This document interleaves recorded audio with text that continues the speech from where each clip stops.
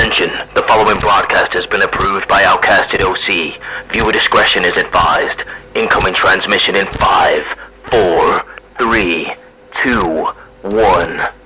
Guys, Mugham Ross here giving you this week's Smackdown review, and let's get straight into it because we have several things to cover and where it is going. So we open with Cody Rhodes. He's walking around getting the pop as he usually would.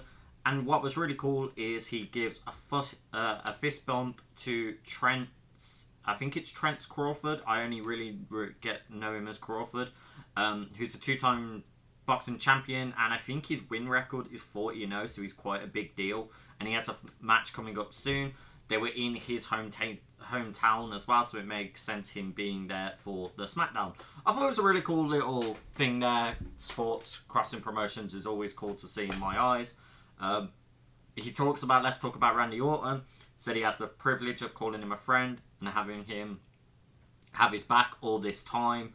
But imagine the guilt you would feel knowing he is a family man, a family of 5 kids, and his wife, and everyone had to watch him go through a table like last time because of the bloodline, especially after he's came back from back surgery. It puts a lot of stress, it puts a lot of worry into the family there.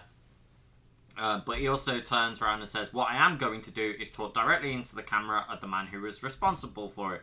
And he states to Solo Sikoa, last year at WrestleMania, I said you are not a threat.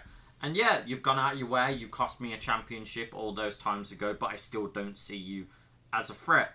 Even with SummerSlam coming, you didn't expect me to be standing here as the champion, and you're not.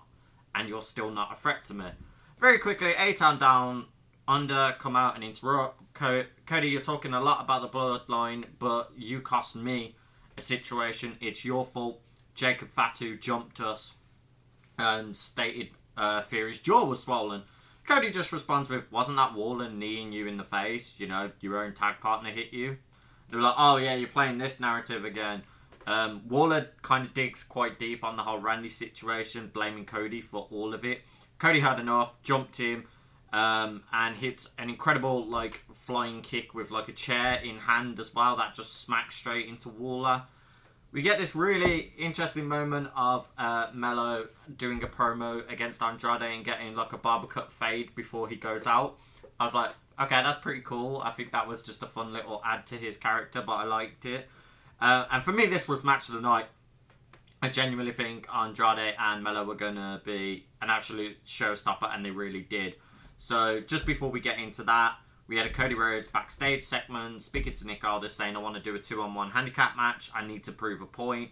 And Aldis said, respectfully, with SummerSlam coming up and knowing how much the Bloodline are already causing damage, I don't want that to happen. You've got to the end of the night to find a tag partner. Which he does, and we will get into that. But let's talk about this Mello and Andrade match. For me, it didn't skip a beat. They showed their athletic nature within this match with that high fly rush that they both have. Andrade laid in a nasty big boot, and then Mello responded with a drop kick himself. We got a backwards springboard leg drop to Andrade that was tangled up between the ropes, which was cool. In between commercial break, Andrade hits a Spanish fly that they show us with a highlight reel. Andrade hits the most nastiest clothesline I've seen, near the same as where Moxley does his spinning lariat that he does. It was just nasty. Mello looked like he got turned into half. The match also had a slug match part in between where they were just constantly slapping and punching at each other quite aggressively. Mello gets hit with the running knees, but Mello kind of finds this momentum of this second wind of him trying to take Andrade to the top ropes, but Andrade makes Mello fall down with counter strikes. Andrade goes to hit his moonsault, Mello rolls out the way, and as we know what Andrade is great at doing, landed on his feet with the moonsault to do a standing moonsault to still hit Mello. It was only a 2 count. Andrade hit what I call his AEW finisher, because it's how he used to finish most of his AEW matches, with his spinning back elbow that he did. Mello still kicks out of this for a 2. We see Andrade trying to do a top rope splash, but Mello counters that with one of his kicks. I can't remember the specific move it's called. Mello tries then in that momentum to go for nothing but net, but that was also countered. Andrade counters that with hitting his new finisher, which is called the Message, for a 3 count. Match had incredible spots, just really fun to watch. None of them skipped a beat. They had a really good flow in the ring, and I'm excited to see if this feud continues longer or seeing what else can come from it. But it's nice to see Andrade still getting the momentum on main roster, as well as WWE's Speed show they're doing. We get a sit-down talk between Nia and Bayley. Not much to really go off on this, just a lot of the same promos they've been doing against each other. How Nia said that it's her turn to take it from Bayley. She's stronger, she's better than she's ever been, and she is coming for Bayley. Bayley throws it back, oh, you're still the same cold-hearted person you were 10 years ago. You hurt me all those years ago out of my previous SummerSlam match, but it's not because you're bigger, you're stronger, all of that. It's because you're bigger, you're clumsy, and you're sloppy in the ring. Which looked like it really struck a nerve with Nia. Nia didn't really know how to respond in that promo. I don't know if they spoke about it prior or if that was the character work, but it really looked like it took a backseat on Nia. I will say Nia has been getting better in the ring since her return. I don't think she is as sloppy as she used to be in the years. And I know for a fact there are a lot less injuries that have happened since she's been back in that ring. But yeah, for me it just kind of felt like Bayley buried her in that promo. Like, Bayley hit all the key points that would be like, look, I'm still going to go into SummerSlam as champion and come out as champion. I'm not underestimating you. I'm just saying you're still the same person. You're still going to have the same dirty tactics as you did 10 years ago. And I will fight and beat that like I did 10 years ago. And I like that. I really like that promo. I think there's a lot of work going into this match now. There's a lot more storyline than the previous couple of ones for Bayley. And I really hope Bayley retains, but I know a lot of people don't think she will.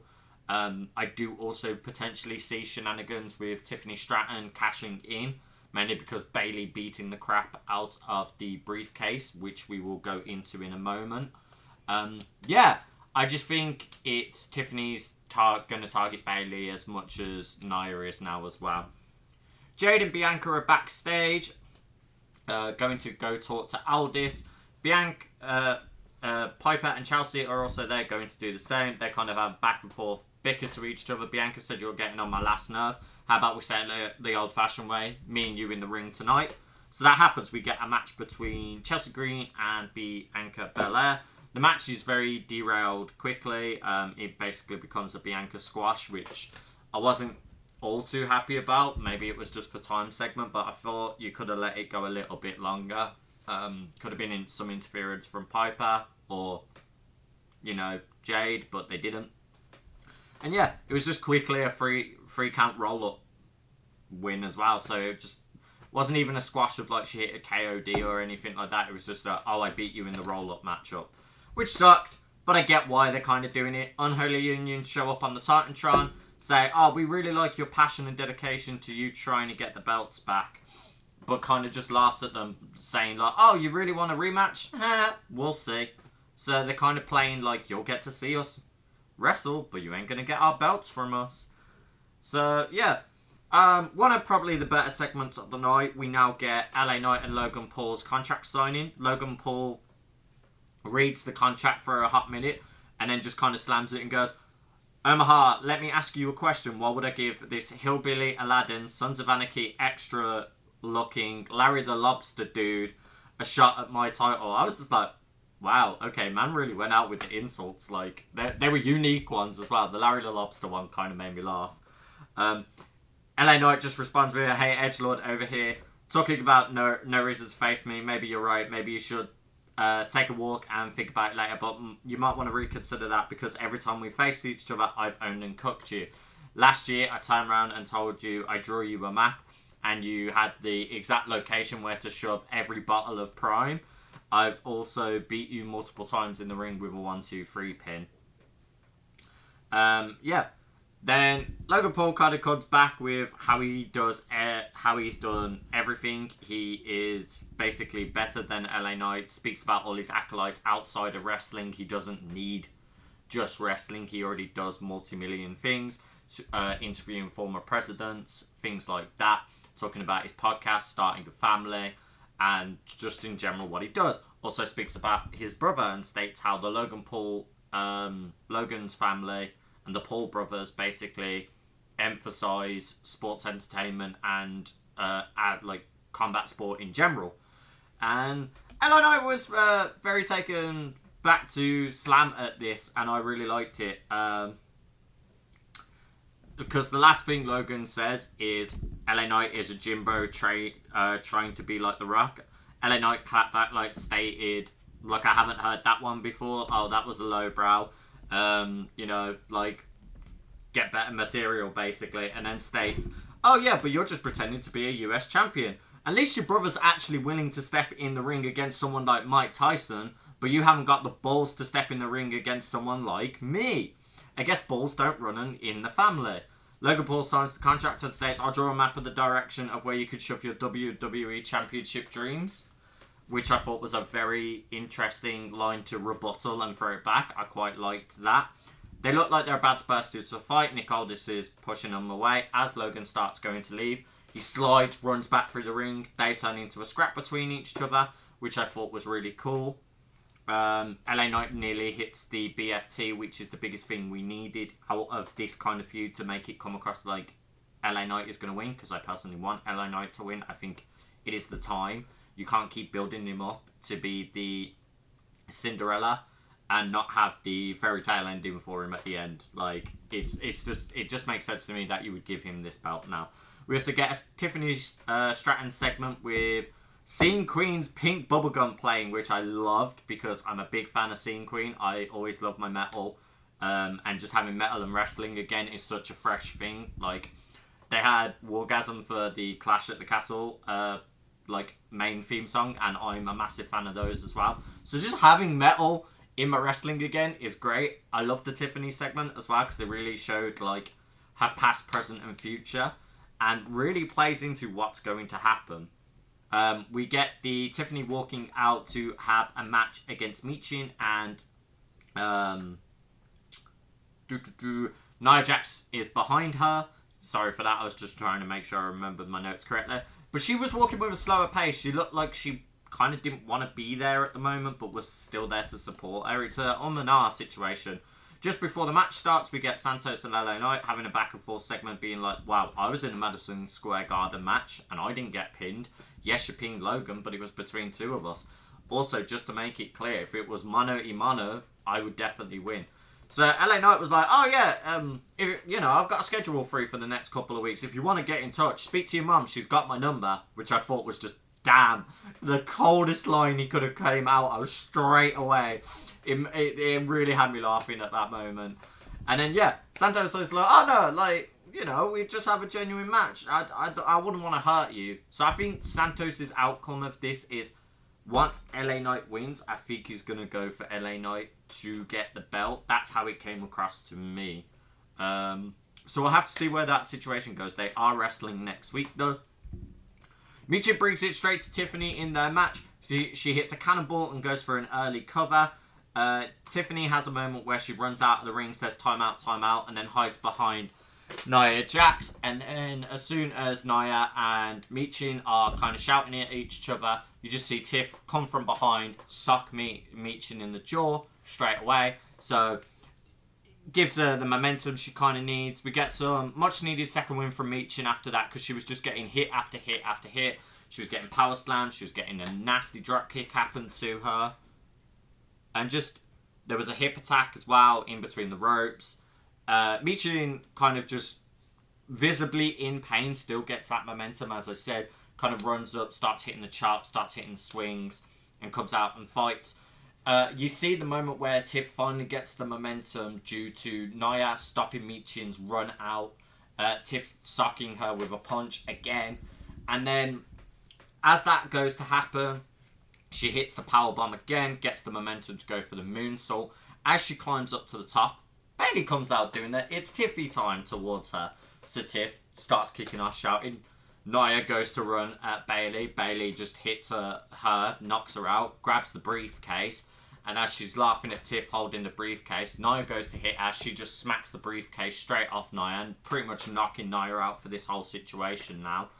And due to Tiff being distracted, because Bayley then decides, I'm going to destroy the briefcase. She starts slamming it on the announce table, denting it, finds a way to loosen the locks on it to then rips it open, folds it on the floor, and stomps on it just to smash it entirely.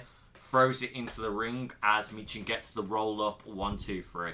And they're celebrating together. Cool win for Michin. Interesting story development because, as I said, it now really plays into, well, Tiff now has a full target for cashing in on to get revenge. Not only did you destroy my briefcase, but you also tried to make a joke of me. And as rightfully commentary said, to Tiff, the Money in the Bank briefcase is an accessory. Now it's been destroyed, I think Tiff is going to get a brand new one, all glamified like Tiffany Stratton style, which, like how we did with Damian Priest having the purple briefcase, the El Champion one, I think it'll be cool seeing what we get from Tiffany's one. And I really do think it's going to be like a Barbie-esque glamour one, just because of the font she has and things like that. And it'll look really cool. We then get to a Bloodline segment saying life is good when you're the tribal chief, but you also don't really have time to yourself.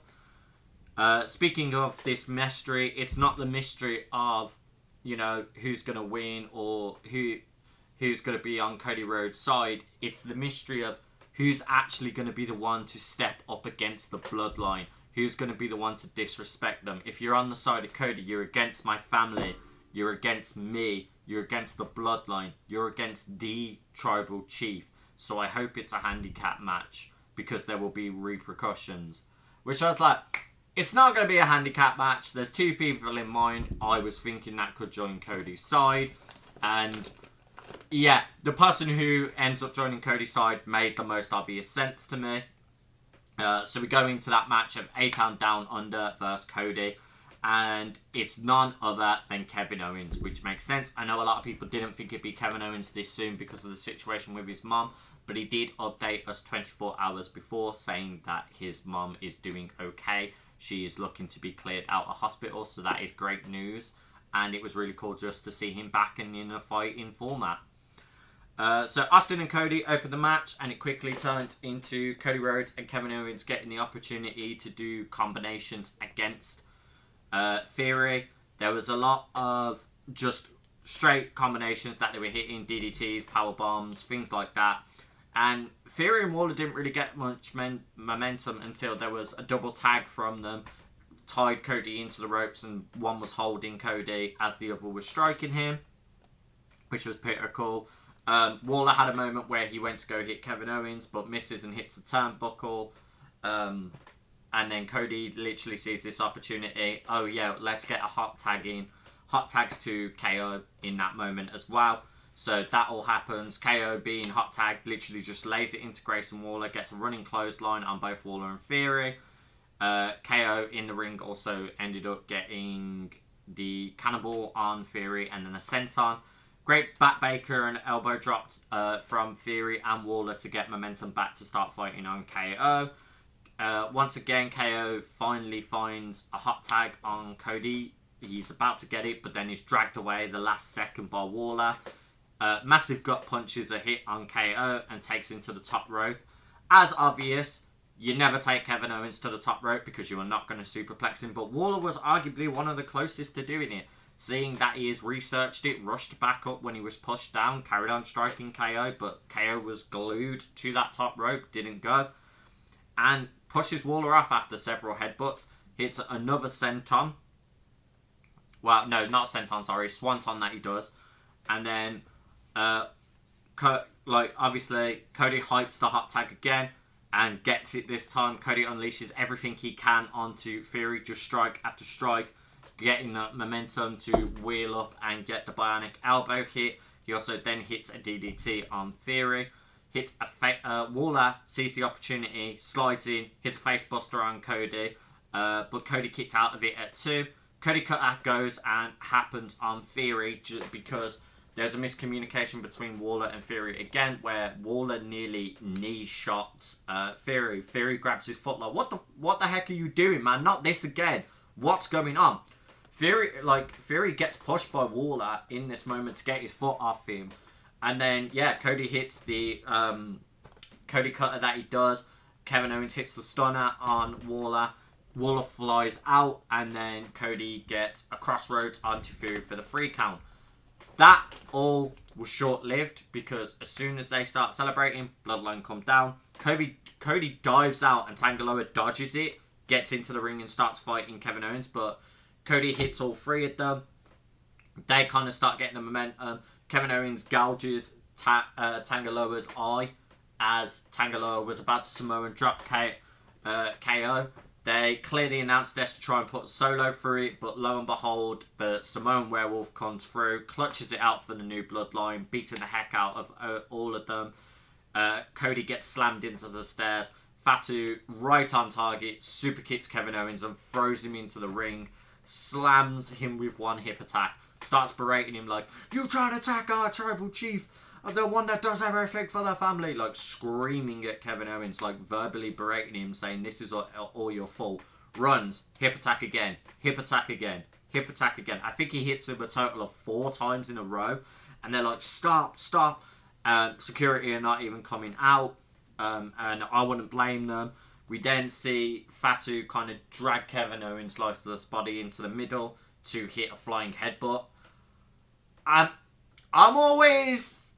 don't like the flying headbutt. I have my personal gripes. I think that causes a lot of issues, but if you land it good, I mean, Chad Gable lands it great. If Fatu's landing it great too, that's fine. It's their moves to do. I just personally think it's a move that shouldn't still be around. There are too many injuries that happen from it, and there's too many bad scenarios that are involved with that type of move. But yeah, going on from that, we then see a triple power bomb, very reminiscent of when the Shield used to do it all the time, and this New Bloodline keeps kind of doing that. Maybe it is a dig at Roman. We'll have to see. But yeah, that gets happened to Cody, and you just see KO trying to crawl and drag his way there. I will state as well, Cody was held while Kevin Owens was getting all these hip attacks happen to him, and KO still tried to look like he was going to fight. The worst of it all, though, and it had to be my guy Tama Tonga doing it. Like, I love Tama Tonga to pieces, but this was like, god damn, I didn't realise we were going this far. Slaps a chair on top of Kevin Owens, does the usual Tama Tonga shout of "you did this," and just throws him straight into the ring post chair, hitting straight into Kevin Owens' neck as he drops. And then you just see Fatu place a very symbolic necklace on them, and just all throw the one up again to finish the show. Great storytelling for the Bloodline at the end. The rest of SmackDown, there were good and bad bits. I feel like there were a lot of segments here that didn't flow quite well. You had some trying to do backstage, some do it with the Titantron, some in the ring, not in the ring. And the flow of it fell off. It was a better SmackDown than it has been the past couple of weeks, in my opinion. I very much enjoyed seeing Bayley do the way she did with the promo, because it was still very babyface, but really hit hard on Nia, and I absolutely loved Andrade and Melo. Give me more matches like that. I'm always going to be happy. But let me know what you guys thought. Tell me what was the best part for you this SmackDown in the comment section. If you like when we do these reviews, please hit the notification button, because you'll never miss a video when we upload it. Hit the subscribe if you're not already. I don't know the percentage of who's subscribed and not, but I will start looking at that for the next video. And hit the like. That way it gets more people interested, and that way you also engage with us saying that you appreciate these videos. And yeah, we will see you all on the next review. Bye for now.